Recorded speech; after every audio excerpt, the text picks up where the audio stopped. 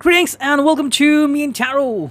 आज है 9 मई यानी कि Monday and we are going to do the reading. आज की उनके दिल की बातें, आज के उनके दिल के जज्बात। We are going to do this reading and we have in front of us three objects, ठीक है। Tarot, then oracle and we got Atlantic oracle, ठीक है। तो टोटल दो ओरेकल है और एक टैरो है।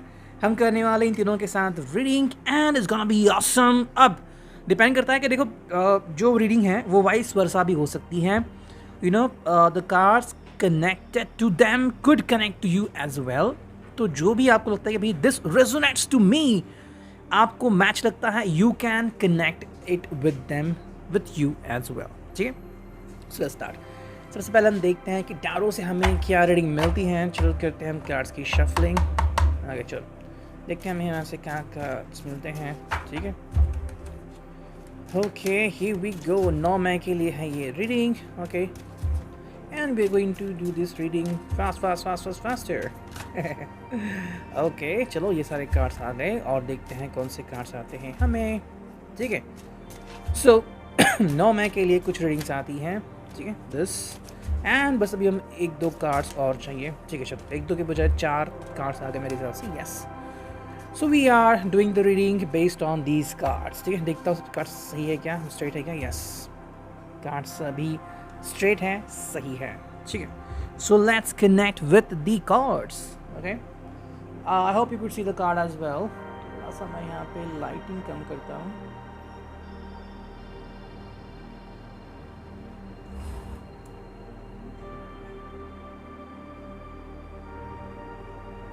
ओके नाउ यू सी, या फिर थोड़ा सा मैं आगे लेता हूँ, ठीक है, right could be visible to you more, okay. Okay so ये हैं 4 of sword. You can see Gemini, Libra, Aquarius के लिए card and what do you see from this one. देखो ये है 4 of swords Gemini, Libra, Aquarius के लिए, जहाँ से हमें संदेशा एंड अंदेशा मिलता है कि ये जो पर्सन है ये कहीं ना कहीं पे यू नो बात को ठंडी रखना चाहता है, मतलब बात को आगे बढ़ाना नहीं चाहता।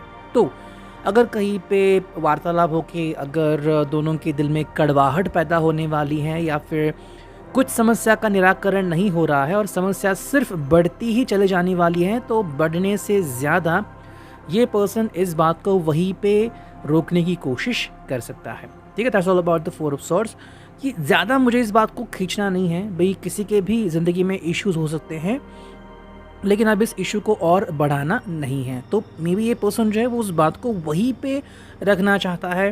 हाँ, अगर आप उस बात के अलावा किसी और बात के बारे में उनसे बात करना चाहते हैं तो yes you are most welcome, ठीक है। तो मान लो जैसे कि कोई पार्टी थी उसमें वो नहीं आ गए या फिर किसी बात के ऊपर तू में बहस हो गई, तो वो बात बिना छेड़े हुए अगर आप कोई और बात के ऊपर बातचीत करते हो कि भाई what about you, what about today, what about tomorrow, तो वो आपसे बात कर सकते हैं, ठीक है।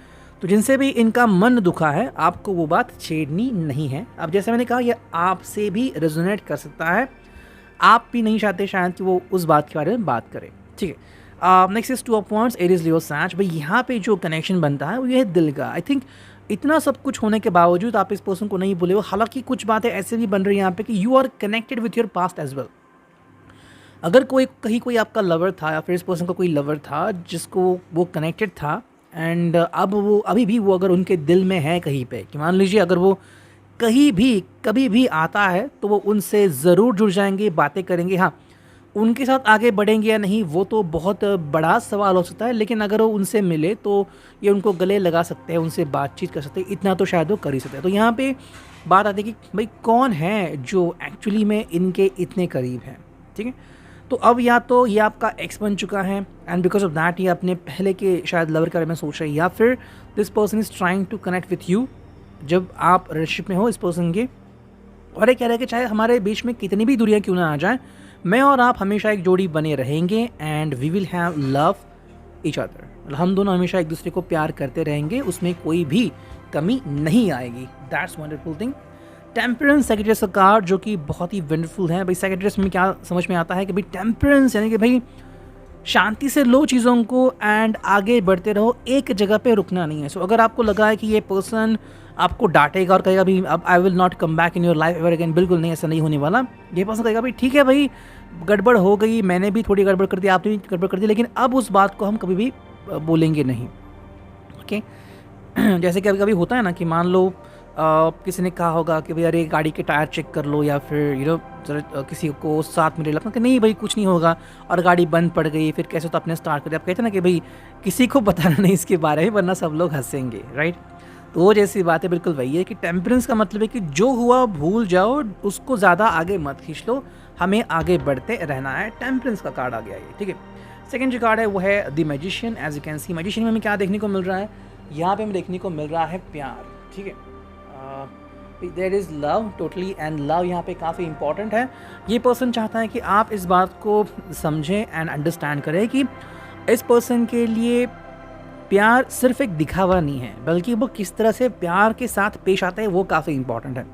मान लीजिए आप कह रहे हो कि you love this person a lot, लेकिन आप क्या करते हो, अगर आप ऑल ऑफ ए सडन इनके ऊपर अपना प्यार थोपते हो तो वो अलग बात होती है। मैजिशियन हम किसको कहते हैं, great magician, we call the person great magician.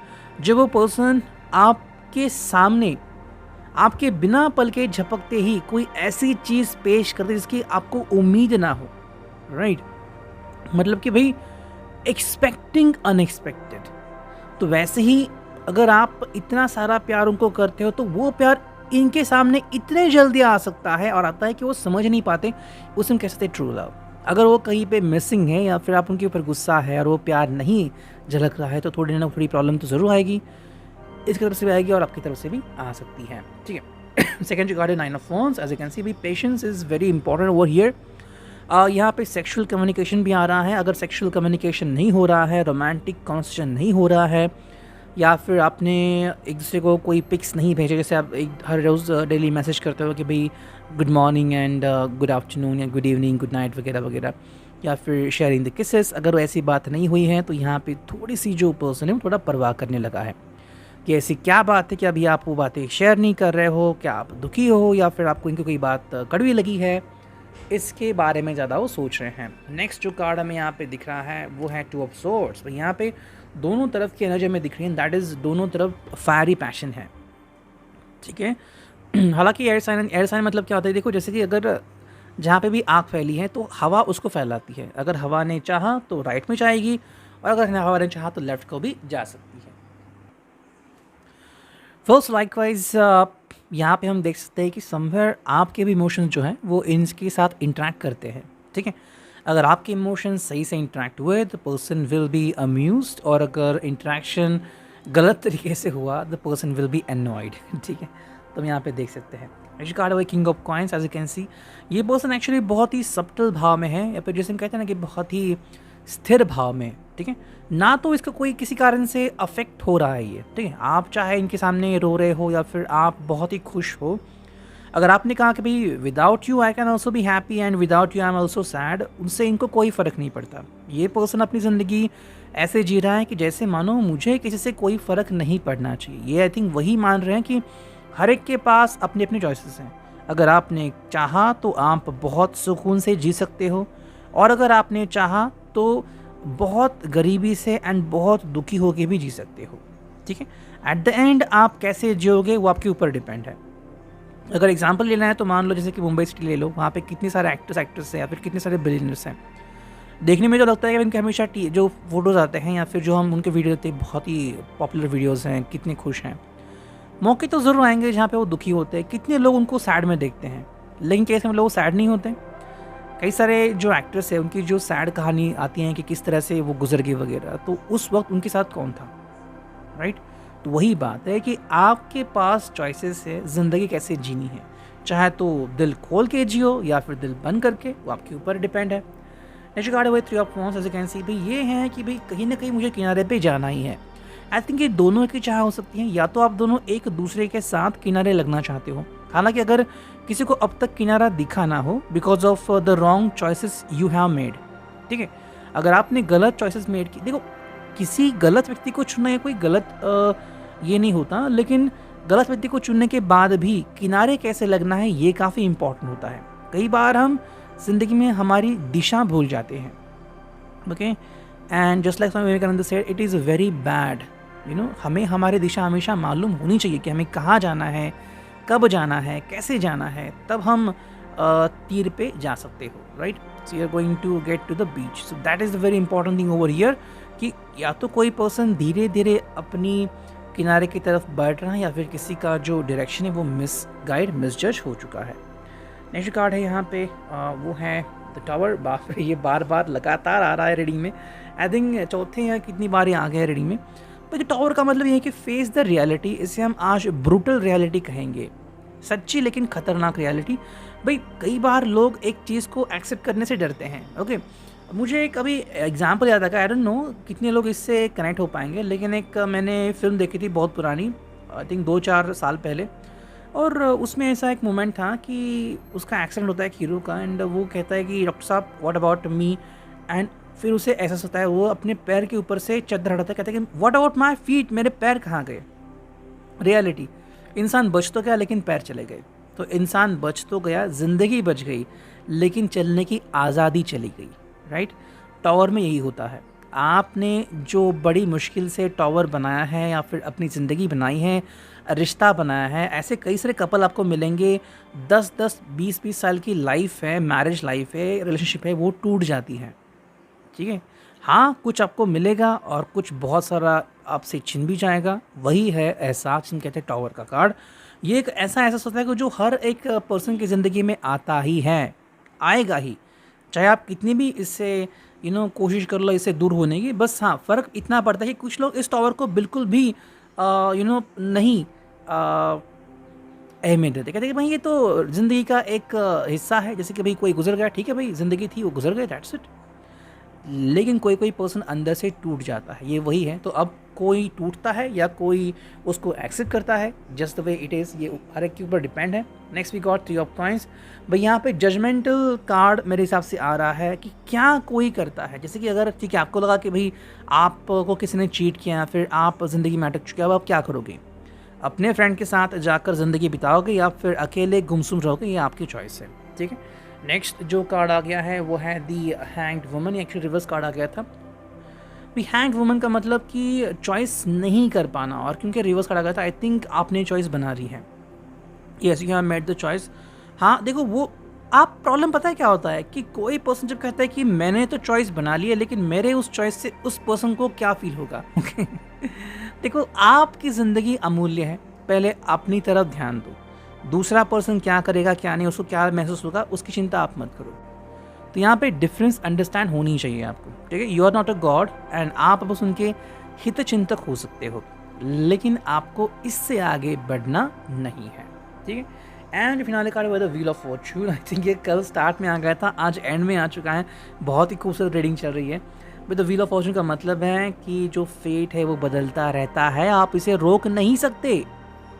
अगर आपको चलित कुंडली पता है या फिर चलित ग्रह क्या होता है, तो ग्रह चलते रहते हैं। जस्ट 10 मिनट की दूरी भी बहुत अंतर क्रिएट करती है इस एक अच्छे पत्रिका में, ठीक है। इसलिए तो लोग कहते हैं कि भाई हमें एक अच्छा ज्योतिषी चाहिए, क्यों? बिकॉज वो सही तरीके से जजमेंट देगा। वही बात है यहाँ पे, द व्हील ऑफ फॉर्चून आ गया आप दोनों के कार्ड में, तो मे बी आपके लिए मूव ऑन होने का संकेत है। अब या तो आप एक दूसरे के साथ मूव ऑन हो, चाहे अलग अलग, डिपेंड, बिकॉज ज़िंदगी तो चलने ही वाली है, ठीक है। ये था टैरो, अब इसे रखते हैं हम साइड में, and now let's connect with this Oracle. करते हैं किसी कार्ड्स की शफलिंग। अब देखते हैं हमें कौन से कार्ड्स मिलने वाले हैं। चलो, and then will move on to the last oracle, ठीक है। चलो, एक कार्ड तो हमें मिल गया, okay, that's it. I think इतने सारे कार्ड्स हमारे लिए काफ़ी हुए, okay. So let's connect with the card. आप could see the card as well, ठीक है। मैं यहाँ पे रखता हूँ। देखो, पहला कार्ड बहुत ही खूबसूरत, ओके। क्या है यहाँ पे? Be happy, it's one way of being wise. Okay, so I am going to take it here, hope now you could see that, ठीक है। इसका मतलब है कि be happy, it's one way of being wise, यानी कि भाई आपको खुश रहना है, आप दोनों को भी, बिकॉज यही है ज़िंदगी जीने का एक सही तरीका। कई बार हम कहते हैं ना कि पागलपन छोड़ दो, क्यों रो रहे हो, बिल्कुल वही है कि पागलपन करने का कोई कोशिश नहीं करनी है, आपको सच्चे दिल से ज़िंदगी जीनी है, फिर आपको जो मिलेगा वो तो भगवान की मर्ज़ी, ठीक है। सेकंड जो कार्ड है यहाँ पे, as you can see, okay, yes this is the way beach. Stand up and walk out of your history. भाई अपने भूतकाल से कुछ ना कुछ सीखो और चलते रहो. चलते बनो नहीं, चलते रहो. क्यों? बिकॉज कई बार हम हिस्ट्री को या भूतकाल को भूल ही नहीं पाते. ठीक है भाई, कोई इंसिडेंट हुआ and something happened. I think ये मूवी मुझे याद आ गई जिसका नाम है the sorcerers apprentice. Disney Hotstar पे आपको देखने को मिल सकती है.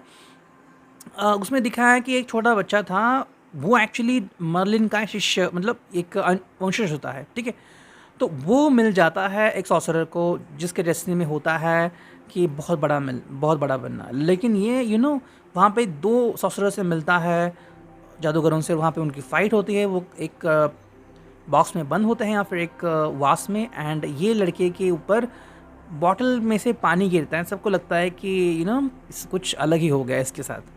और फिर इतनी शर्मनाक चीज़ होती है कि उसे लगता है कि मुझे अपना स्कूल बदलना चाहिए.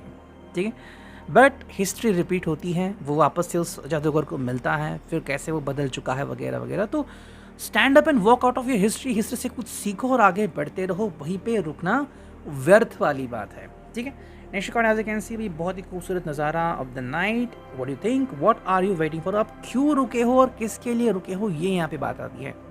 हाँ, रुक तो सकते हो, कोई प्रॉब्लम नहीं, लेकिन क्यों रुके हो. कोई तो बात होगी कि आप रुक चुके हो. अगर आपको लग रहा है कि भाई आपका पर्सन ज़रूर आएगा, तो ये आपकी श्रद्धा, आपका बिलीफ है. Keep it on. कोई व्यक्ति आपकी श्रद्धा नहीं तोड़ने वाला. Next is beautiful way. कितना अच्छा खूबसूरत रास्ता बना है यहाँ पे. Find ecstasy in life, the मियर sense of living is Joy enough. ठीक है, ज़िंदगी में क्या है आपके लिए सबसे ज़रूरी, वो आपको खुद ढूंढना है एंड आपको खुशियाँ चुननी है. Next is this one as you can see. ये है act as if what you do makes a difference. It does. ठीक है भाई, जो चीज़ आपकी ज़िंदगी में बदलाव लाती है उसके बारे में सोचिए और उसके ऊपर काम कीजिए, क्योंकि वही आपके लिए काफ़ी इंपॉर्टेंट है. Then you got this one, looking for the answers, squeeze all the juice out of today. भाई जितना मिल रहा है आपको उतना प्राप्त कर लीजिए. जैसे कि जितना आप ट्रैवल कर सकते हो कर लीजिए, because that is what you have seen sight seeing for the whole day. Next is no one knows what they can do till they try. भाई जब तक आप कोशिश नहीं करोगे आपको अपनी काबिलियत का पता नहीं लगेगा. एंड जो फिनाले कार्ड है, खूबसूरत नज़ारा, ये है life is simple it just not easy. ज़िंदगी बहुत ही सिंपल है, आसान है, लेकिन उतनी दिखती नहीं, लगती नहीं. ओके, मतलब लाइफ बहुत सिंपल है. जैसे कि मान लो ये बहुत ही आसान सा रास्ता है, लेकिन जाना बहुत डिफ़िकल्ट है. ओके, ये बात है कि कई जगह पे हमें अट्रैक्शन होते हैं, चीज़ें महसूस होती है. जैसे कि मान लो आपके पास 12 रुपये है, तो 12 रुपये में से आप क्या करोगे, लेकिन फिर अट्रैक्शन होता है मुझे ये खरीदना है वो खरीदना है, और फिर 12 रुपये बचते ही नहीं. राइट, अब फाइनल देखते हैं कि अटलांटिक से हमें कौन से कार्ड मिलते हैं. Let's connect with the cards. Here we go. Wow, पहला कार्ड आ गया यहाँ पे. ओके, 2 3 4 बस हो गया. I think these are more than enough cards for today. ठीक है, देखो पहला जो card as you can see है technology. Wow. Do not be over reliant on technology, but use it to give yourself time for your personal growth.